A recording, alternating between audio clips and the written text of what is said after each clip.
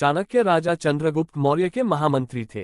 एक बार यूनान का राजदूत भारत आया हुआ था और उसने चाणक्य की बहुत प्रशंसा सुन रखी थी और वह चाणक्य का रहन सहन देखना चाहता था कि जो चाणक्य के बारे में सुना है वो सत्य भी है या नहीं। वह राजदूत चाणक्य से मिलने उनके निवास स्थान गंगा तट की ओर चल पड़ा। वहां जाकर देखा कि गंगा तट पर एक ऊंचा लंबा दृढ़ व्यक्तित्व का धनी नहा रहा है।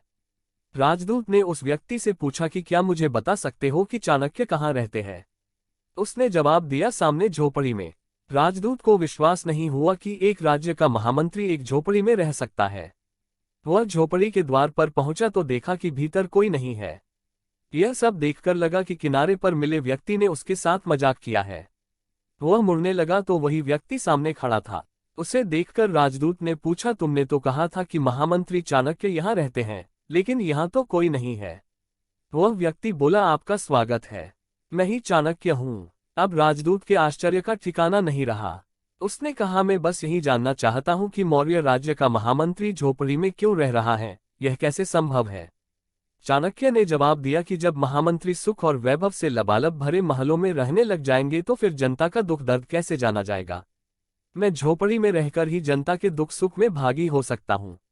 शासन की बागडोर संभालने वाले जिम्मेदार लोग जब सुख सुविधाओं का भोग करते हैं तो उनका सारा ध्यान अपने ही ऐशो आराम पर केंद्रित हो जाता है और वे जनता के साथ न्याय नहीं कर पाते। ऐसे राज्य में अराजकता फैलने लगती है। राजदूत चाणक्य की सादगी देखकर बहुत प्रसन्न होता है और कहता है, मैंने जितना आपके बारे में सुना था आप उससे भी ज्यादा महान निकले और आपके विचार उससे भी बढ़कर हैं।